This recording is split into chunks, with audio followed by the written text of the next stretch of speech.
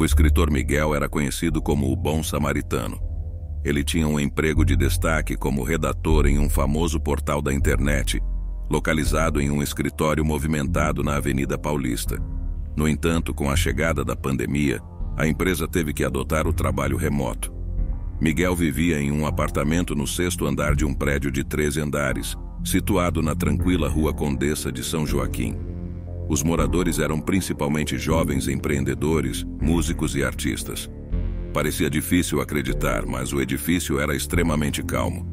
Desde que começou a trabalhar em casa, Miguel dedicava seu tempo à escrita de contos de suspense para um famoso canal no YouTube chamado Universo Sombrio.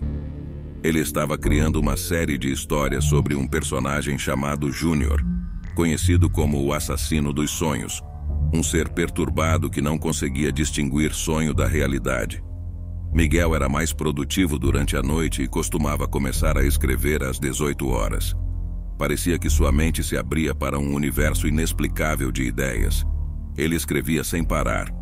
Todos os dias Miguel saía para uma caminhada e passava por um posto de gasolina com uma loja de conveniência chamada 7-Eleven, onde comprava seus cigarros e energéticos que lhe proporcionavam um impulso extra. Ao retornar ao seu prédio exatamente às 18 horas, Miguel encontrava-se com Ione, sua vizinha do 7º andar. Ione era uma jovem designer publicitária, alta e loira, destacando-se das demais mulheres. O porteiro do prédio, Rogerinho, sempre estava atento, observando tudo através das câmeras de segurança e assistindo a programas esportivos em seu celular Moto G, liberando a entrada dos moradores. Como ambos chegavam no mesmo horário, Miguel e Ione compartilhavam o elevador, que era pequeno e antigo, com acabamento em madeira e um espelho no fundo, o que o tornava até mesmo assustador.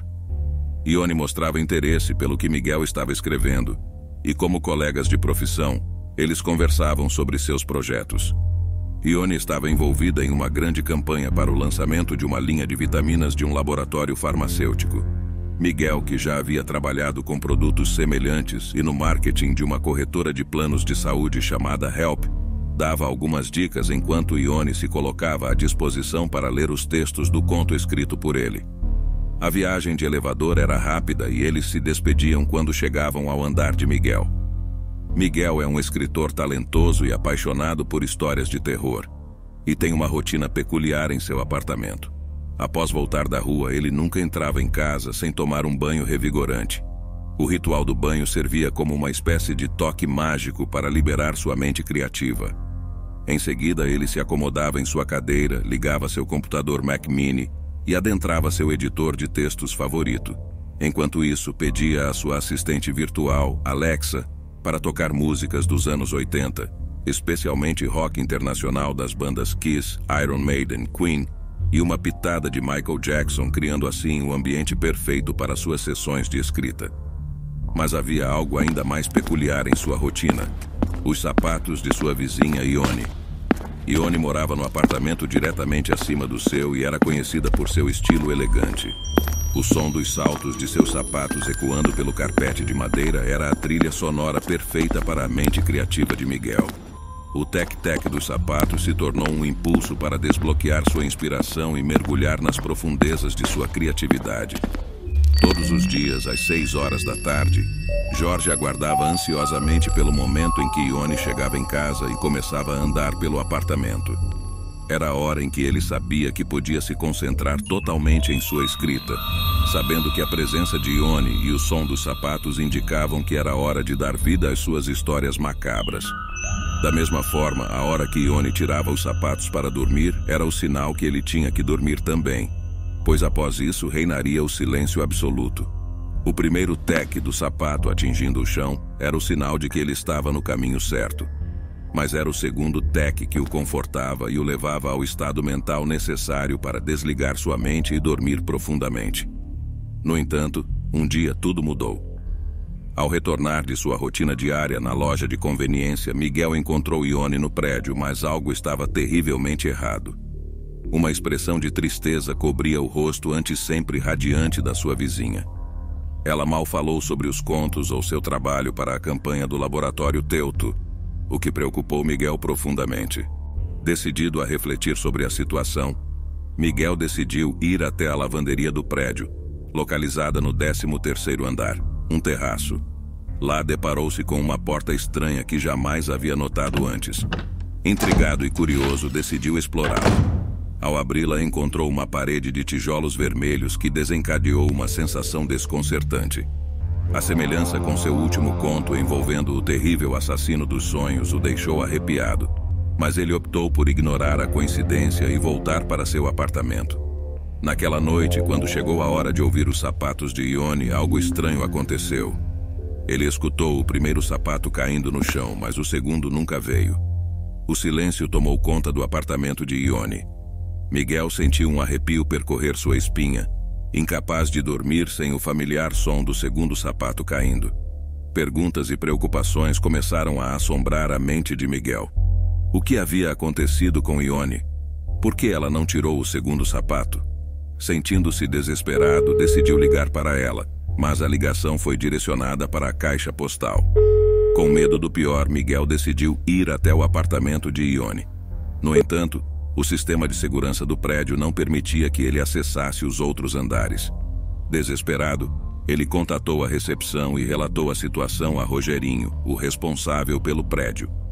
Para sua surpresa, Rogerinho afirmou que Ione havia chegado junto com ele e depois desceu para buscar uma pizza.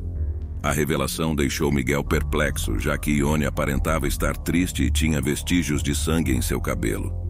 Além disso, Rogerinho afirmou que não havia nenhuma porta nova no terraço e questionou para onde uma pessoa poderia ir se a porta levasse apenas a uma parede de tijolos vermelhos. Miguel, confuso e angustiado, tentou ignorar os acontecimentos estranhos, mas sua inquietação apenas crescia. No meio da noite, às 13h33, acordou com uma voz ecoando em sua mente. Era a voz de Ione anunciando que ele nunca mais ouviria o segundo sapato, pois o assassino dos sonhos, criado por Miguel, o mataria naquela noite. Em um estado de sono e pânico, Miguel decidiu ir ao apartamento de Ione. Usando sua habilidade em escaladas e apoiando-se na máquina do ar-condicionado, ele se lançou em direção à sacada de Ione, apenas para se deparar com uma cena horrível. O corpo inerte de Ione jazia na cama, confirmando seus piores medos. Em um último esforço desesperado, Miguel tentou apoiar-se no ar-condicionado, mas perdeu o equilíbrio ao se assustar com a presença de um corvo.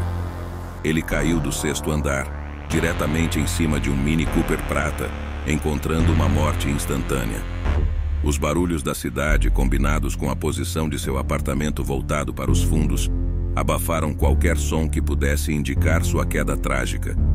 No dia seguinte, a morte solitária de Miguel foi anunciada no prédio, mas como ele era uma pessoa reservada, a notícia não repercutiu muito. Enquanto isso, Ione acordou e encontrou seu segundo sapato caído em cima de uma pizza de 4 queijos, que abafou o som da sua queda no piso, impedindo o segundo tec. Mas seria assim que terminaria a história de Miguel e o ritual macabro dos sapatos de Ione.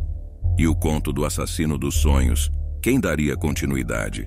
Afinal, Miguel é o escritor ou um fruto da imaginação do Júnior, que pode ser o Nelson. Mas essa é uma outra história, com mistérios e horrores ainda desconhecidos, esperando para serem revelados. Continue acompanhando nossas histórias do universo sombrio. Gostou do nosso conto de hoje? Então comente, compartilhe, curta, inscreva-se e ative as notificações. Quer colaborar conosco?